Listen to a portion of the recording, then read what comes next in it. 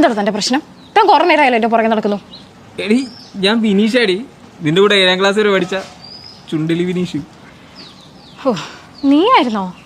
നീ എന്താ ഇവിടെ? എടി ഞാൻ ഇവിടെ മെക്കാനിക്കായിട്ട് ജോലി ചെയ്യുക. നീ എന്താണ് ഇവിടെ? എന്റെ ഹസ്ബൻഡിന്റെ വീട് ഇവിടെയാ. എത്ര നാളായിട്ട് കണ്ടിട്ട്. നിന്റെ കല്യാണം കഴിഞ്ഞാ? ഇപ്പൊ എന്താ ചെയ്യണേ? എന്താ ജോലി? എടാ, ഞാൻ ഹൗസ് വൈഫാ. ഹൗസ് വൈഫോ? നീയാ? എടാ ഞാൻ പോട്ടെ, എനിക്ക് സമയമായി.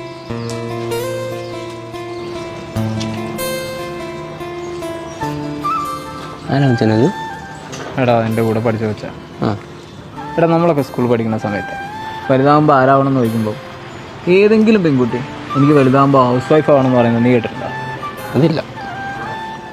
എന്നിട്ട് എന്താടാ, ഒരുപാട് ആഗ്രഹിച്ച് പഠിച്ചിട്ടും ചില പെൺകുട്ടികളൊക്കെ വെറും ഹൗസ് വൈഫായിട്ട് മാത്രം ഒതുങ്ങിപ്പോകുന്നത്.